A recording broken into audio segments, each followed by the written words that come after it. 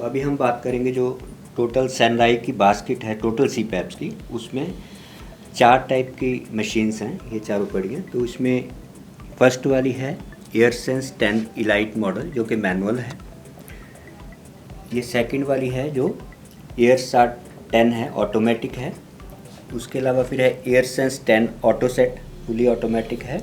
उसके अलावा जो बिल्कुल पोर्टेबल साइज़ की, वर्ल्ड की स्मॉलेस्ट साइज़ की CPAP जो है दैट इज़ एयर मिनी। तो ये है। अभी हम बात करेंगे इनमें क्या डिफरेंस हैं उनकी। तो सबसे पहले बात करते हैं जो एयरसेंस 10 इलाइट मॉडल है, ये मैनुअल CPAP है। मैनुअल मीन्स के ये एक सेट प्रेशर के ऊपर काम करती है। हमें एक प्रेशर सेट करना पड़ेगा, उसी के ऊपर ये पेशेंट जितना टाइम यूज़ करेगा उसी पे वर्क करती रहेगी। सेकंड है, ये भी ऑटो CPAP है। ये सभी तीनों ऑटो CPAP। अब तीनों के डिफरेंस क्या हैं तीनों के अंदर?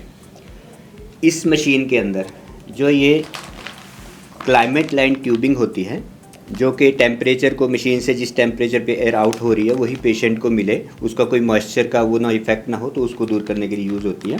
तो उसको कनेक्ट करने के लिए इस मशीन के अंदर वो पिन पॉइंट नहीं है, यहाँ पे इसके अंदर वो नहीं कनेक्ट नहीं होती है। तो जैसे आप देखेंगे कि इस मशीन के अंदर वो यहाँ पे कनेक्ट होती है। वो एक मेन फीचर है जो इस मशीन के अंदर नहीं है।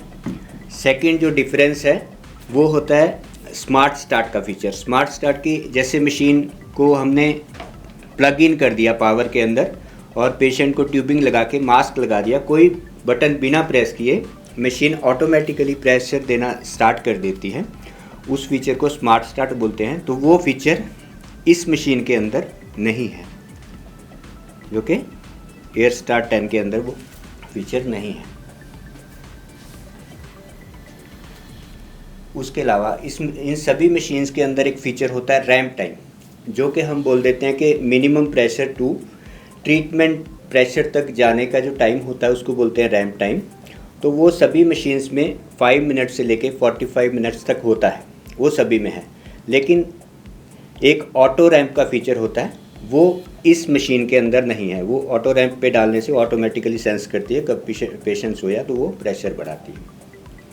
तीसरा फीचर है ऑटो ह्यूमिडिटी का। तो ह्यूमिडिटी लेवल जो है इसके अंदर सेट करना होता है कि कितनी ह्यूमिडिटी ऐड करनी है। तो उसका नॉर्मल सेटिंग 1 to 8 होता है, तो जनरली यूज़ करते हैं 3 पे।